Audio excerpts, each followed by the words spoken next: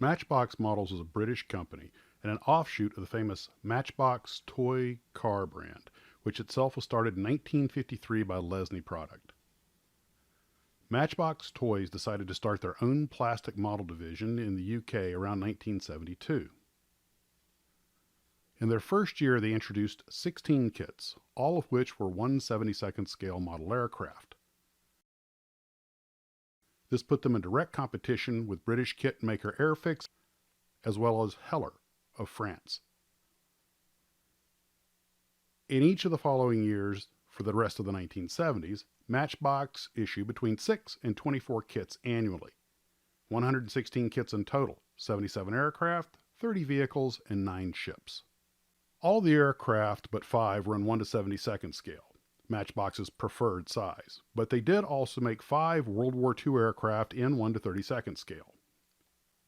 Matchbox could start off so aggressively because it was well funded and had the administrative and distribution backing of an established toy company.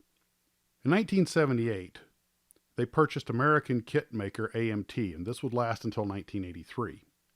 They moved the AMT factory from Michigan to Baltimore, Maryland on the American Atlantic coast. The AMT kits were still made in America and boxed as AMT kits, but with the Matchbox logo on the box as well. Matchbox also did 4 1/12 scale motorcycles in addition to 1/76 and 1/32nd scale figures, but all of their own armor kits were 1/76 scale and came with diorama bases. This was an interesting little detail that set them apart from their competition. The 3 armor kits they did in 1/35 scale were actually reboxed Italeri kits. Their 6 science fiction kits, all Star Trek, were from AMT, as were their 1/16, 1/25, and 1/43 scale kits. There were a few 1/24 scale model car kits whose pedigree I have not actually been able to pin down. They could have been Matchbox originals. Their 1/144 scale kits were reboxed from Revell. There were also 18 model ships of their own making that were in 1/700 scale. The actual Matchbox made kits had plastic sprues that came in 2 or 3 colors in a single kit, which was fairly uncommon at the time. I don't know what the rationale was. It may have been to make them stand apart from their monochromatic competition. One thing's for certain, it meant the kit needed to be painted to look right. The Matchbox kits were well made with modern tooling and techniques and generally had a very good fit. They were actually quite popular with a lot of builders.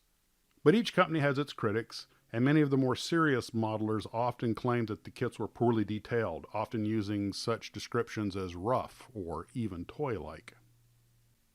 Since the company failed to satisfy these serious modelers, they had trouble establishing themselves in the market. However, some of their kits were well known and well respected, and were the only ones of their type, such as the popular 1/72nd scale Flower Class Corvette. Now, I've tried to piece together what happened with Matchbox Models as a plastic kit model maker, but it is interrelated with the Matchbox company, even though the kit model division was spun off. Some of this has to do with licensing of the Matchbox name. Here's what I've been able to piece together. In 1982, Lesney Product was in serious financial trouble and went into receivership. It sold off components of its empire, with the bulk going to Universal Toys. I believe it was Universal Toys that sold the AMT division to Ertl in 1983, thus ending their American manufacturing. This Matchbox Models soon lost access to the AMT line and was once again a standalone company. The box art was changed to reflect this. The Matchbox toy car production was moved to China in the mid-1980s, but I'm not sure if the kit models were. I suspect they were because Universal Toys gave Shanghai Universal Plastic Toy Company a license to manufacture Matchbox models for sale in Asia. Universal Toys also noticed the slow decline of the kit model industry and began easing out of it. They sold their kit molds and leased the Matchbox name to Revell Germany around 1990. In 1992, Matchbox Toys, not the model company, but the toy company, was sold to Tyco, and in 1997 it went to Mattel. Matchbox Models was being made by Revell Germany. There were issues because of the common name, and Revell Germany had a limited license on the use of that name. In 1998, when Revell's license to use the Matchbox name expired, they simply started making the kits as Revell. They owned the molds and no longer needed Matchbox's rights. I believe the kits were made in China for the Asian market under the Matchbox name until about 2010, because Shanghai Universal Plastic Toys Company still had the license. There is some confusion regarding the Chinese-made copies. They are legal. Shanghai Universal Plastic Toys Company did have a license they obtained in 1990 to manufacture them for domestic sale and sale throughout Asia. These kits were based on the original British kits, but apparently Mattel eventually made a deal with them to prevent any more of them from being sold, but the disposition of the existing kits and the molds is unknown. At least I could not find out what happened to them. So even though the Matchbox Toys name still exists, the Matchbox models, at least in the West, disappeared around 1998. Revell does still occasionally put out the old Matchbox kits under the Revell name, much to the joy of Matchbox fans. So, what is your Matchbox story? I'm Max, and once again, thanks for listening.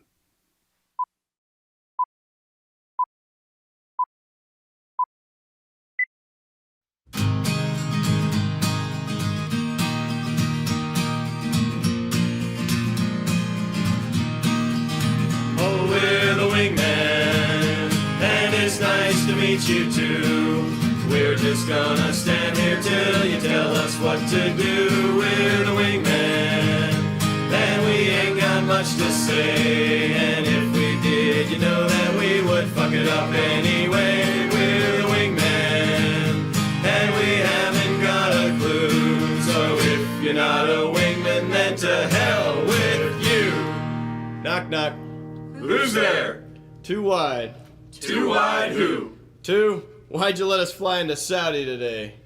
'Cause We're the Wingmen, and we bear all the shame. When flight lead screws the pooch, you can guess who takes the blame. We're the Wingmen, and we're tired of keeping sight.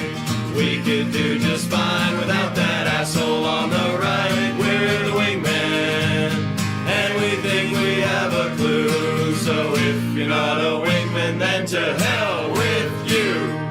knock, knock. Who's there? Too huge. Too huge who? Too huge has got the lead on the right. Oh, we're the tech lead, and we don't. Ah, fuck it! Fox 3! Oh, we're the Wingmen, and you know we never miss. We just shot our flight lead down, and now he's fucking pissed. We're the Wingmen, and we hate to be alone. Without someone to follow, we would never make it home. We're the Wingmen, and we haven't got a clue. So if you're not a Wingman, then to hell with you. Knock, knock. Who's there? Stu. Stu who? Stupid American. Tell us everything you know. Everything?